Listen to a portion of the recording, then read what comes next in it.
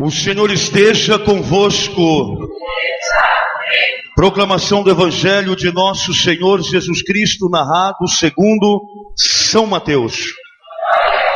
Naquele tempo, Jesus foi à região de Cesareia de Filipe e ali perguntou aos seus discípulos: quem dizem os homens ser o Filho do Homem? Eles responderam: alguns dizem que é João Batista, outros que é Elias, outros ainda que é Jeremias ou algum dos profetas. Então Jesus lhes perguntou: e vós, quem dizeis que eu sou? Simão Pedro respondeu: tu és o Messias, o Filho do Deus vivo. Respondendo Jesus lhe disse: feliz és tu, Simão, filho de Jonas, porque não foi um ser humano que te revelou isso, mas o meu Pai que está no céu. Por isso eu te digo que tu és Pedro, e sobre esta pedra construirei a minha igreja, e o poder do inferno nunca poderá vencê-la. Eu te darei as chaves do reino dos céus. Tudo que tu ligares na terra será ligado nos céus, tudo que tu desligares na terra será desligado nos céus. Jesus então ordenou aos discípulos que não dissessem a ninguém que ele era o Messias. Palavra da salvação. Uma salva de palmas para a palavra do Senhor. Pergunto: por que você é católico? Já perguntou isso para você mesmo? Por que você escolheu esta igreja? Por que você, depois de crismado e batizado, continuou nesta fé? Primeira coisa, nós temos sido, escute bem, eu vou dizer agora, escute muito bem, temos sido católicos, apostólicos, romanos ou caóticos, apostáticos, românticos. Quem somos nós? Católicos ou caóticos? Apostólicos ou apostáticos? Romanos ou românticos? Quem somos nós, católicos? Por que eu sou católico? Só porque mamãe me ensinou que é bonitinho ser católico? É muito pouco. Só porque minha bisavó, tataravó, bisavó, não sei quem mais lá, era católica desde que nasceu, e a família tem que manter uma tradição? É muito pouco. Sou católico porque na igreja eu vou lá para ver as meninas? É muito pouco. Ou para ver os rapazes? Também é muito pouco. Eu sou católico porque lá em casa não tenho o que fazer, então eu vou na igreja à noite para passar o tempo? É muito pouco. Eu vou na igreja católica, tem retiro e tem comida e tem repolho? É muito pouco. Todo encontro da igreja católica se encontra repolho. Tradição milenar, inclusive. Por isso que eu sou católico? Espero que não. A pregação de hoje nos ensina por que nós devemos ser católicos e qual é a essência do catolicismo. Primeira coisa, de onde veio essa palavra católico, afinal de contas?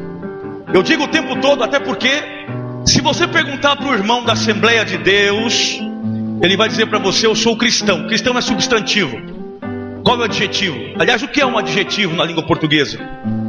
Da qualidade, da caráter, estado de ser. Cristão é substantivo, católico é adjetivo. Existe cristão protestante, ele é um cristão adjetivado protestante. Existe cristão simpatizante e o cristão católico. Mas na verdade a palavra católico vem do grego, o grego clássico, o grego chamado grego koiné, é o grego mais clássico, o grego lá dos primórdios, que vem de católica, catolicon, e significa universal. Católico significa o universal, o todo. E aí nós entendemos justamente isso. Por que é o universal ou o católico? Porque na verdade o evangelho é para ser pregado a todos os povos. Esse é o mandato. Então, pensando nesse mandato de Mateus 28, vem um adjetivo católico para o cristão que optou por essa igreja, diríamos assim. E aí ao mesmo tempo pensamos: o evangelho é universal, o evangelho é para todos, a igreja também, até porque a igreja é aquela que vai anunciar o evangelho, é a portadora da boa notícia, é a portadora da palavra de Deus. Mas amados, Nós precisamos perceber que uma coisa importante: cristão precisa desse adjetivo. O nosso adjetivo é católico. Mas é importante perceber que isso é um modo de ser. Eu preciso ter esse modo de ser e amar o que eu sou, um cristão católico. Eu não sou um cristão evangélico. Eu não sou um cristão protestante. Eu sou um cristão católico, um cristão universal. Por que nós não usamos então a palavra eu sou universal? Não é porque você é seguidor do Edir Macedo, não. É porque essa igreja do Edir Macedo, o templo do Salomão aí, esse templo aí surgiu agora. E essa igreja nasceu em 78. Essa igreja tem 35 anos, 36 anos, quando o Macedão brigou com o R.R. Soares e ele inventou essa igreja universal do Reino de Deus. Nós não usamos essa palavra universal porque ela é uma palavra meio pernóstica. O que é uma palavra pernóstica? Uma palavra pretensiosa. É dizer, eu sou cristão universal. Soa meio com arrogância. E isso é pernóstico, meio pretensioso. Então nós usamos a palavra sou cristão católico. Porque católico, eu já entendo nas entrelinhas, é uma palavra mais simples. É um grego um pouquinho mais simplificado para entender isso. Mas vejamos bem. Sou católico ou sou caótico? O que é uma pessoa caótica? De onde vem a palavra caótico? Vem de caos. Caos significa confuso. Você é um cristão confuso? Você é um católico confuso? Um católico confuso é um católico que ele não sabe exatamente qual é a sua identidade. É um tipo de católico que ele vive meio de conveniências, meio de meia-verdades, não aprofunda em nada. Ele escuta uma coisinha aqui, ele escuta outra coisinha ali, ele escuta outra coisinha lá, e aí ele vai tendo meias verdades, meias falácias, e é aquele catolicismo morno, um catolicismo sem graça, e isso é caótico. Mas ao mesmo tempo percebemos que todo cristão caótico é um cristão que ele vai juntando as meias verdades, as coisas meio sem sentidos, ele bate no liquidificador e faz uma única mistura.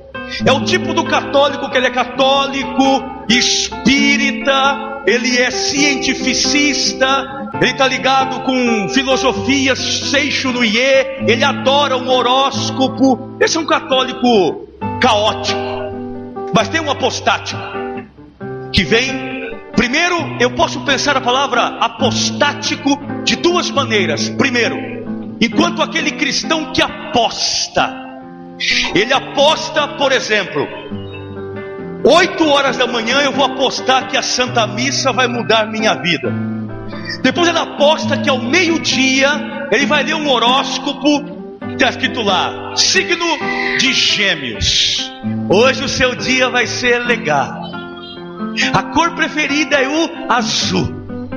Não saia hoje porque na Avenida Brasil, porque você vai ser atropelado.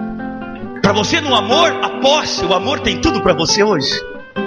Esse é apostático, está apostando. E à noite, na quarta-feira, ele resolve receber uns passezinhos lá na casa da macumbeira Dona Jurubeba da Silva. Ele vai rodar o passe.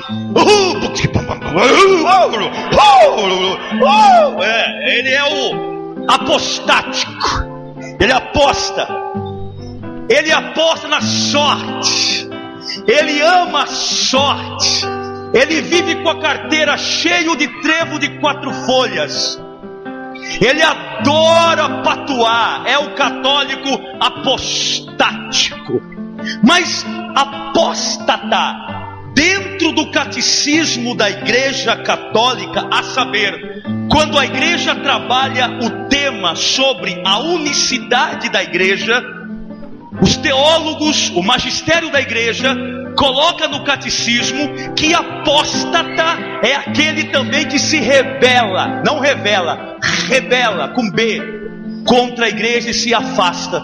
De tão apostas que ele faz, ele acaba se rebelando contra a Igreja. E tem agora o católico romântico. É o que vive de sonhos na igreja. É o católico apaixonado por Jesus até que a cruz apareça e que o parente morra. Morreu o parente, ele começa: Deus não existe, Deus nunca existiu, eu perdi meu tempo. Você conhece gente romântica? Gente romântica vive nas nuvens. Ele gosta de escutar tribalista. Gosto de você. É aquele tipo de católico assim modista. Ai, o católico da moda, o romântico. Se tem um movimento novo, vamos lá. Tem outro movimento, vamos lá. Se bate palma mais aqui, vamos lá. Se aqui cai raio do céu, sai fogo do sapato e o padre baba fogo, vamos lá. É o modismo no catolicismo. Pergunto: quem é você? Católico, apostólico, romano ou caótico, apostático, romântico? Quem somos nós? É a partir desse pressuposto que eu começo a minha pregação dentro do evangelho de hoje, para dizer por que eu sou católico. Obrigado mamãe, obrigado papai, obrigado vovô, obrigado vovó, porque vocês me ensinaram, mas agora eu não preciso mais de amuletas, eu não preciso mais que me empurrem, porque eu conheço a minha fé, eu conheço a minha igreja, eu amo a minha igreja, eu estou saindo da superficialidade e eu quero agora caminhar com as minhas próprias pernas. Não sou católico porque mamãe e papai são católicos, eu sou católico porque eu sei o valor do catolicismo na minha vida. Não sou católico de domingo e quarta-feira no centro de Umbanda. Eu sou católico da cruz, católico dos problemas, católico que enfrenta a realidade, católico que não tem medo absolutamente da vida. É esse catolicismo que nós precisamos e é esse catolicismo que nós queremos. Muito bem, Jesus precisava de igreja? Não! Mas por que quis ter uma igreja? Qual é de fato a função, a natureza, a missão da Santa Igreja? É que através da sua missão, ela faz relembrar o mundo inteiro que Jesus é o Senhor, que Jesus é o Salvador, que nós dependemos o tempo todo dele, e faz lembrar acima de tudo que ele se revela nesta igreja. Portanto, uma coisa importante: a partir da ressurreição de Jesus e com a morte do último apóstolo, a revelação pública terminou. E só haverá agora uma nova manifestação na chamada parousia, na segunda vinda do Messias, na segunda vinda do Cristo. Portanto, tome muito cuidado, católicos, com o tipo de gente que aparece por aí com revelações. Ah, Deus me revelou que você vai ter isso. Deus me revelou que você vai ter aquilo. Deus me revelou. A tradição da igreja, a doutrina da igreja é clara: cessou a revelação pública na morte do último apóstolo, quando Jesus definitivamente volta para o Pai. Portanto, nós precisamos entender que essa expressão do versículo 17 continua ainda hoje para mim e para vocês. A revelação está completa, mas não está ainda totalmente explícita.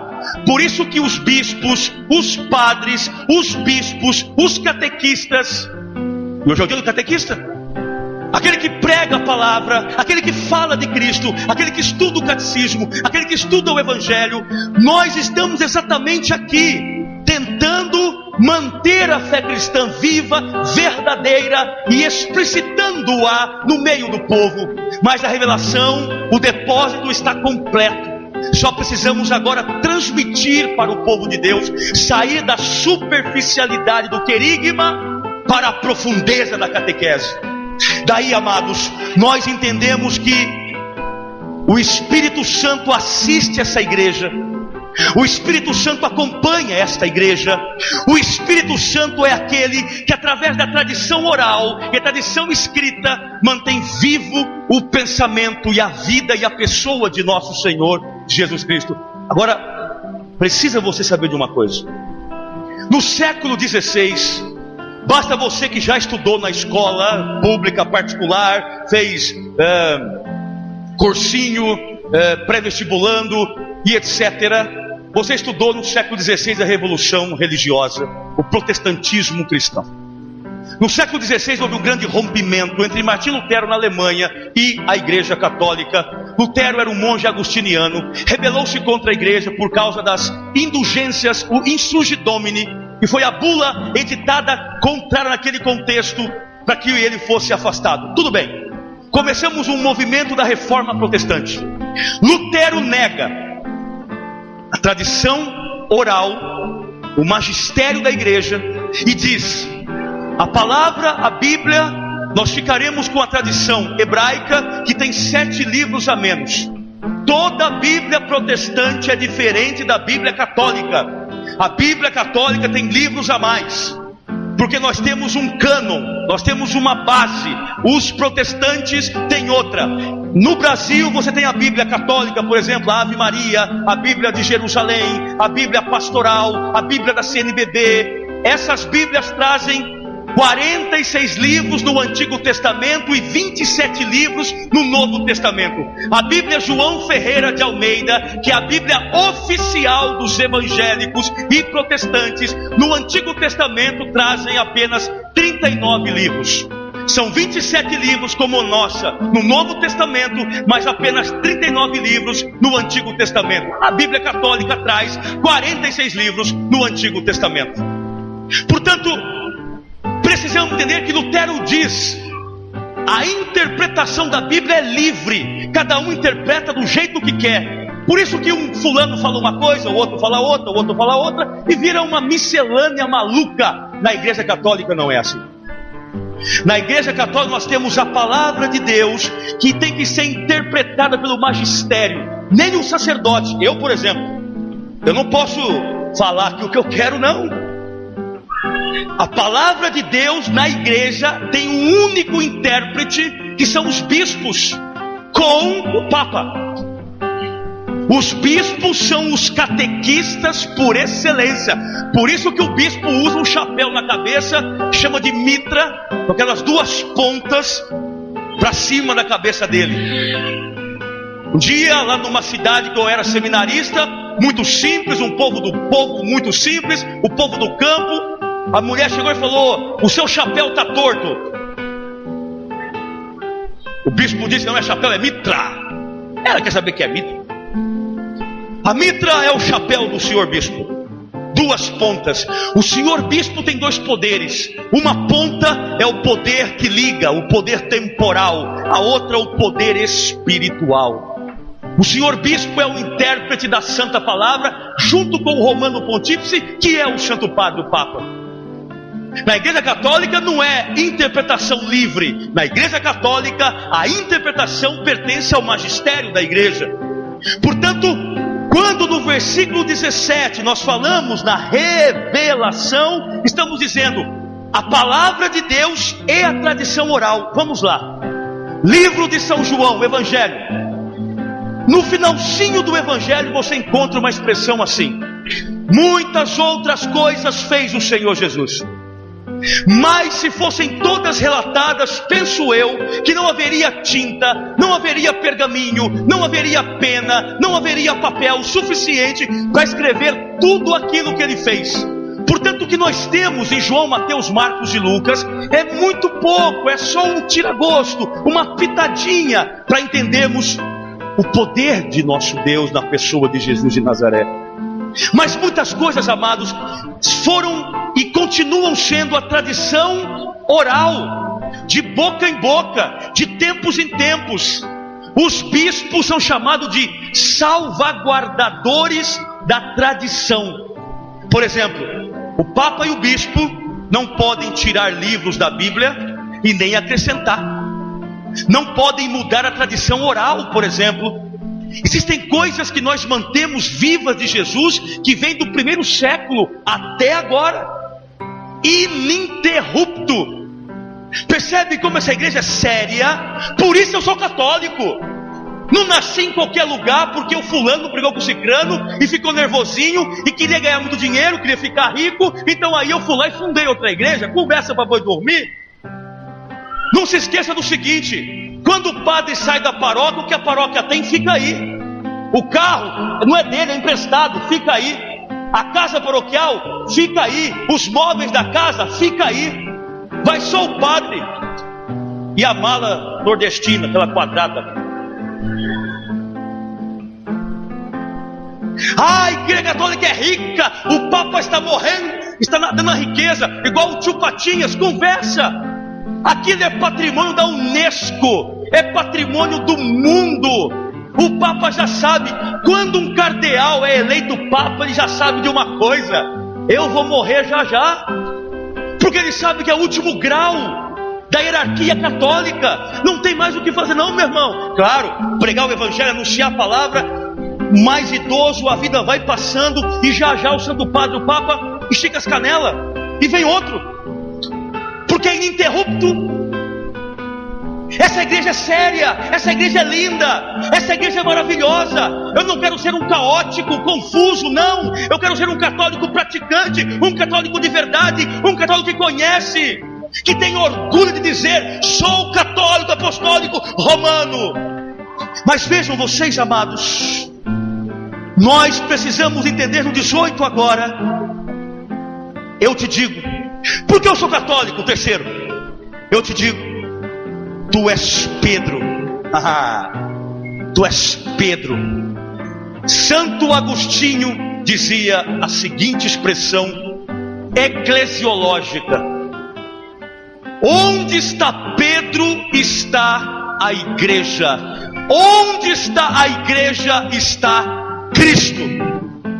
Por isso que na missa, não sei se vocês observam isso, mas é bom saber disso, para você entender uma coisa importante.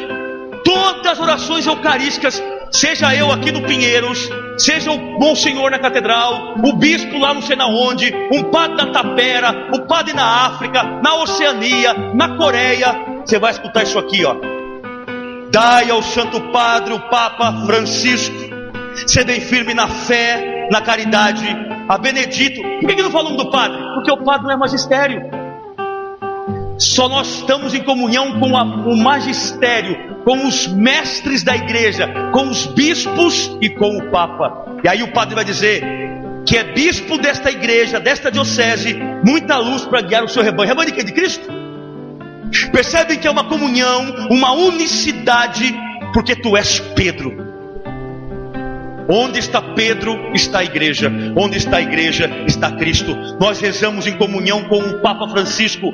O ministério do Papa, por exemplo, o padre é do ministério presbiteral. Presbíteros significa o mais velho, o ancião, o experimentado.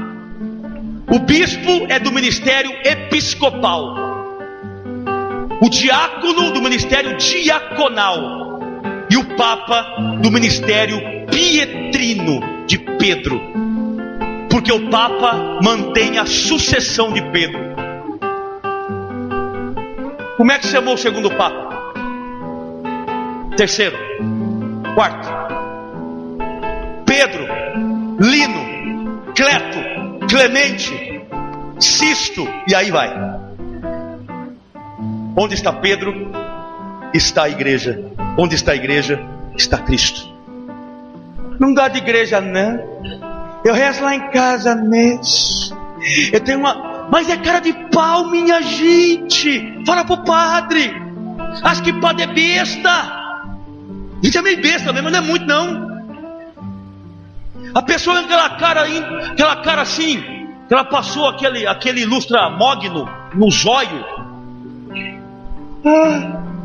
Eu rezo em casa, padre. Eu tenho lá um altarzinho. Um altar.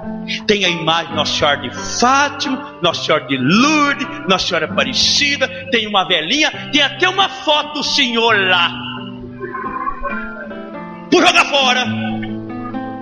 É porque a igreja não salva ninguém não. Salva sim. Igreja é caminho de salvação. Se não precisasse de igreja, Cristo não teria fundado a sua. Mas amados, presta atenção. Eu disse Pedro. Por que eu sou católico? Porque tu és Pedro. E porque sobre esta pedra construirei o quê? O quê?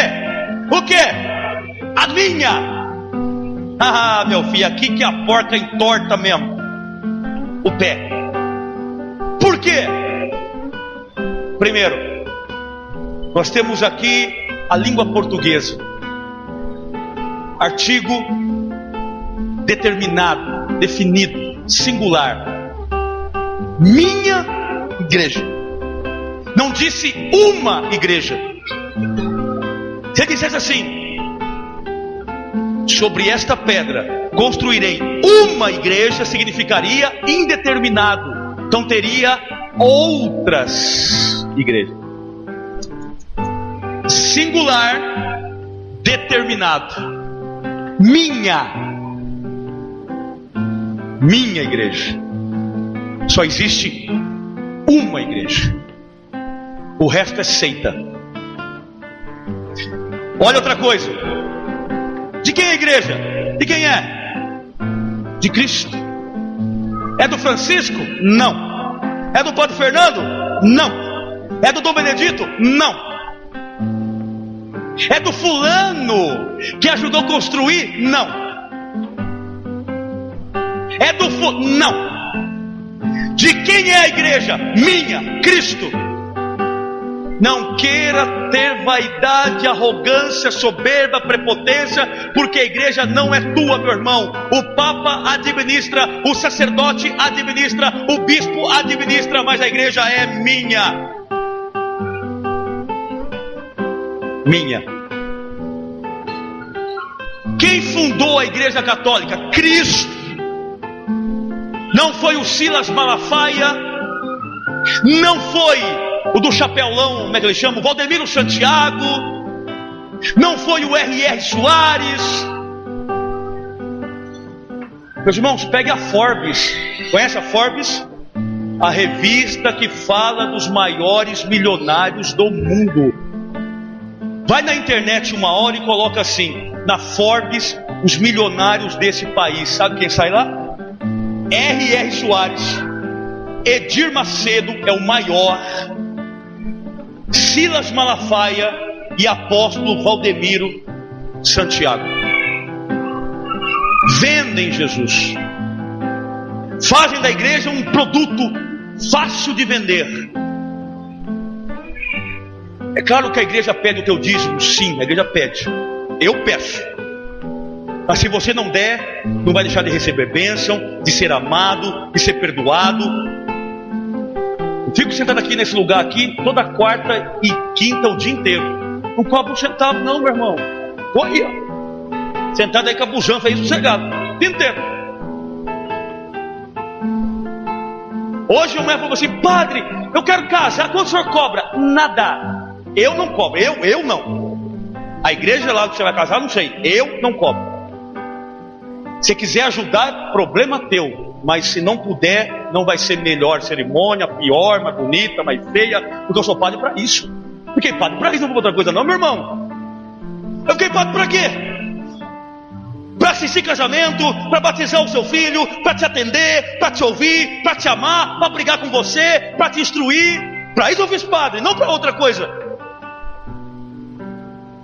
E aí nós percebemos justamente sobre esta pedra, a minha igreja. A igreja não é minha.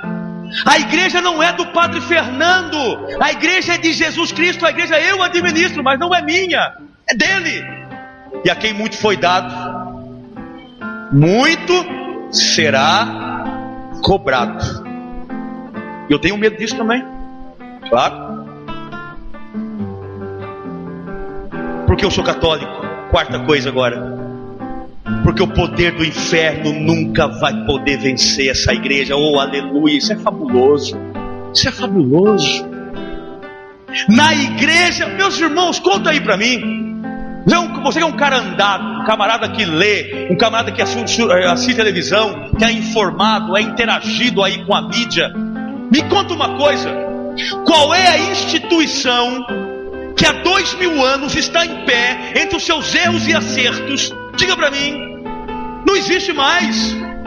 Por que essa igreja há 2000 anos, com os erros que já cometeu, não a igreja, mas nós que estamos à frente dela, o nosso humano egoísta, o nosso humano pecador, porque os erros da igreja, quem causa as feridas sou eu como padre, não a igreja em si. A igreja é santa, eu sou o pecador nela.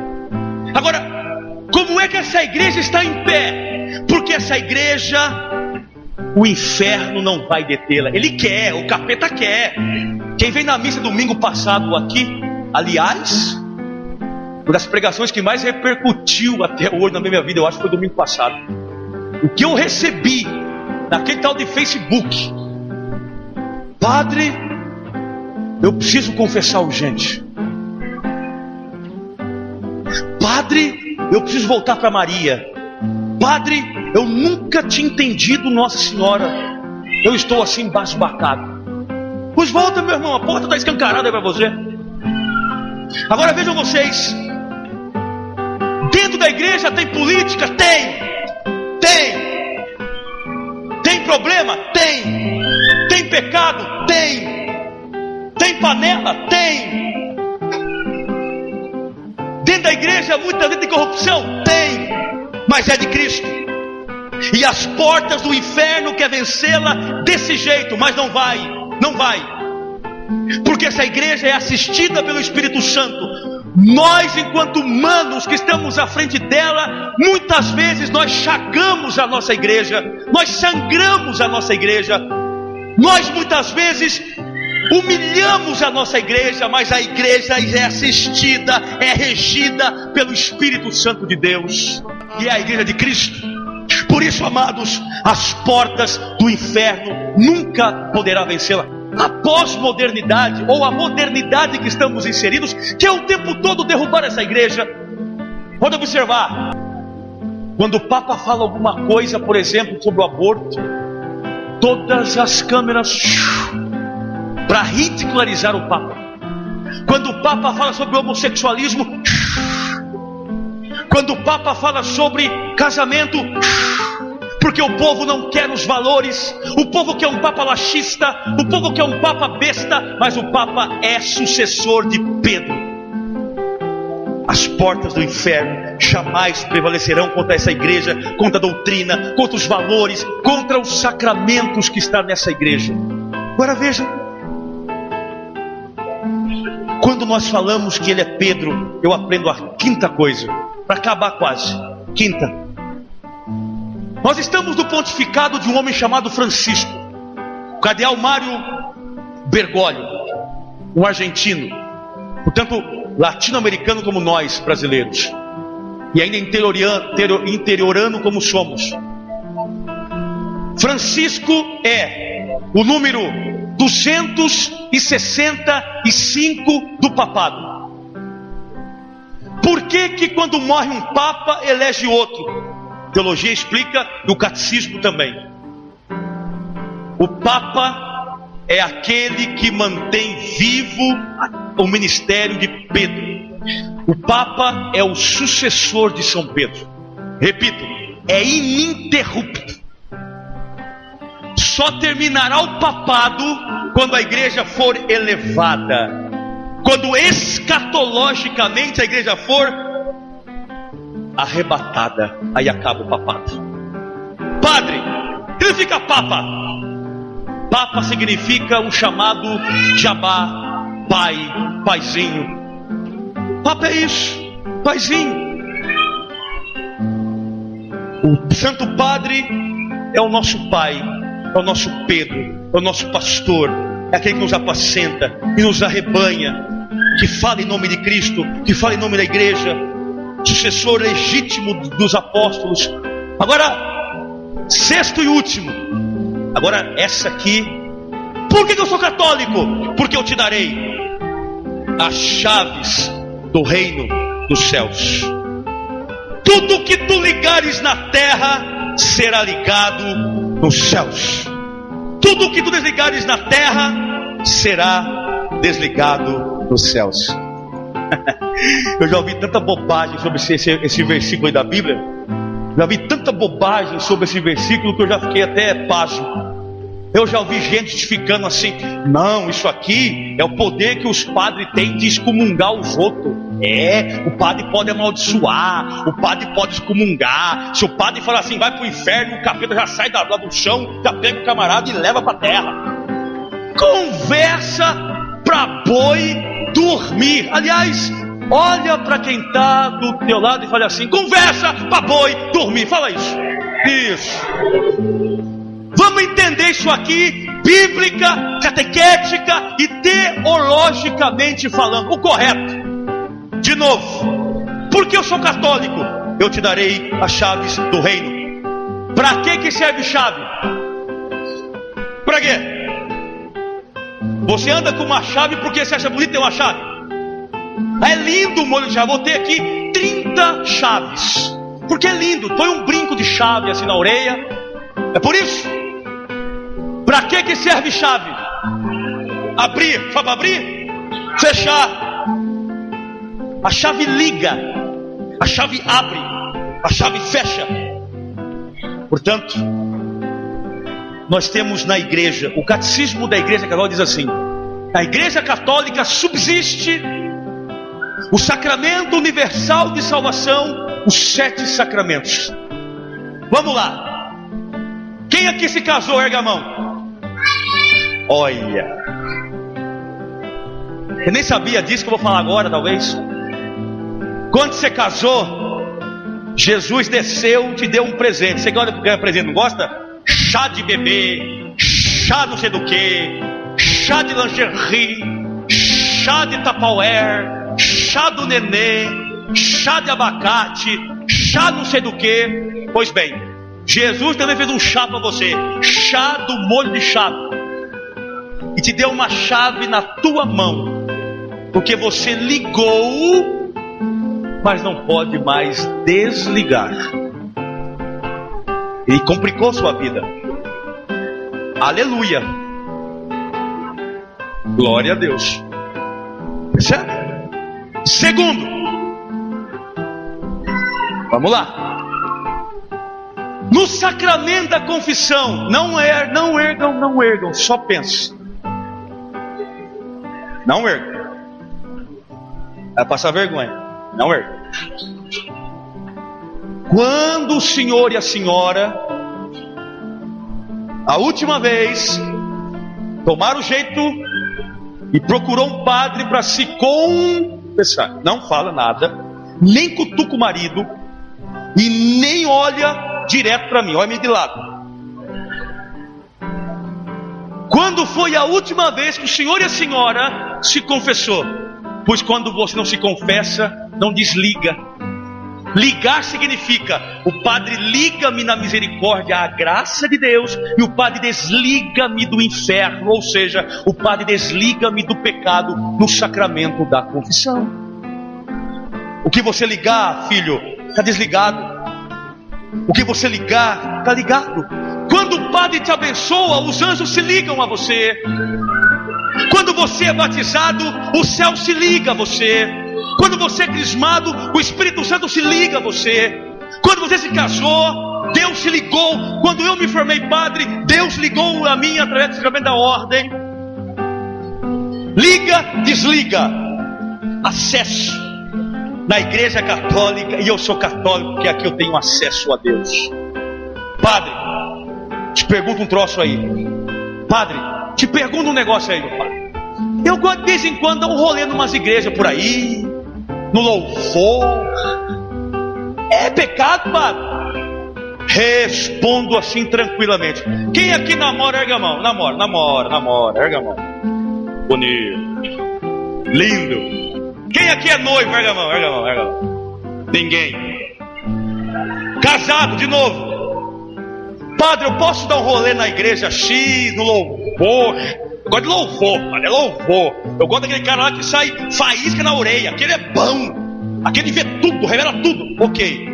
Namorados, se tua namorada disser assim: ô Joaquim, eu posso namorar com você domingo, segunda e terça com outro, vocês deixam? Respondi: então não pode não, meu irmão. Jesus olha para a igreja como o sacramento do matrimônio. Ele chama aqui de esposa. Não traia a tua igreja. Seja fiel. Coloque os pés, mas coloque para valer. O que você procura em outra igreja, meu irmão? Você procura um camarada meio doido? Tem o Padre Fernando aqui que é doido também. Você quer ouvir a Bíblia? Quer conhecer a palavra? A igreja não oferece isso. Você quer bênção? Para que você quer bênção? Você tem que ir lá na Dona Jurubeba, receber o passe dela. Para que você tem que ir lá?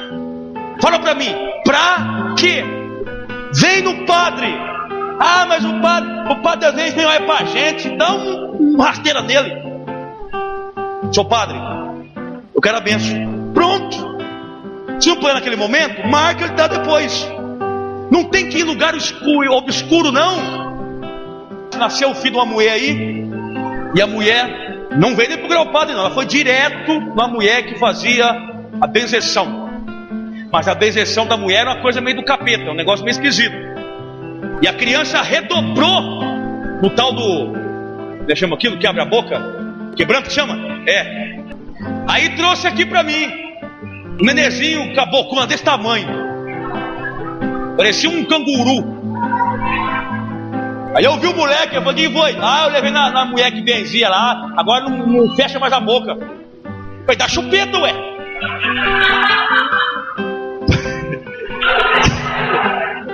Eu não aguento, eu mesmo.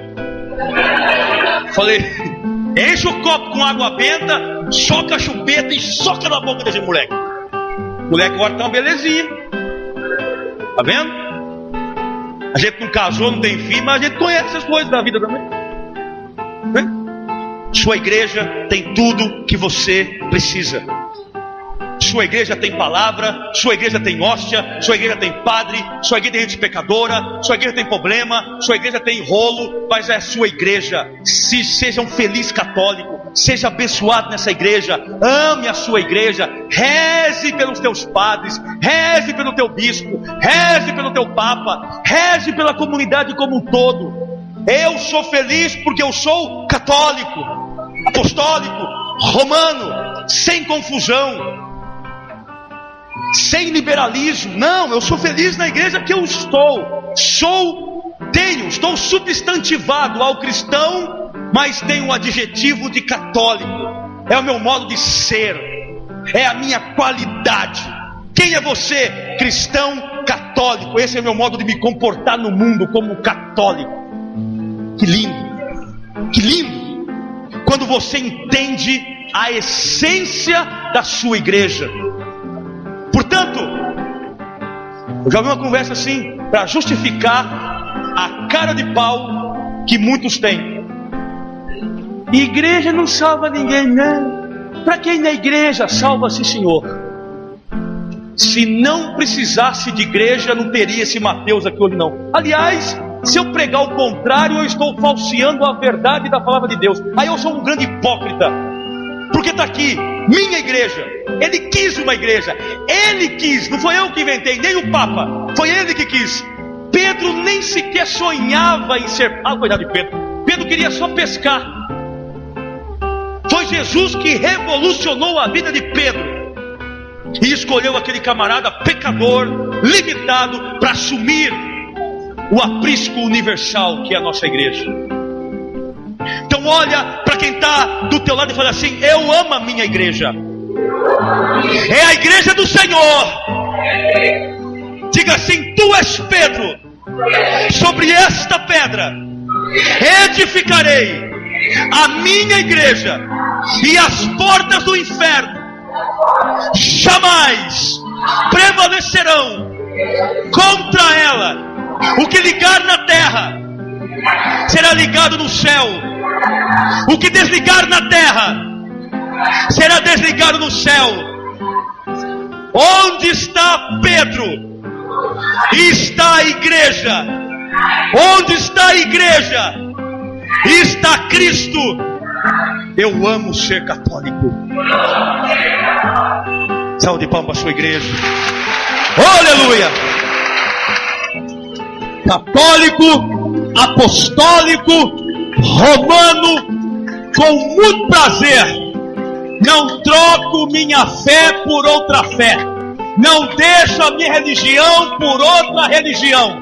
O que eu preciso, aqui eu encontro, aqui eu tenho, aqui eu posso, porque aqui está Jesus, o Messias, o Filho de Deus. Amém.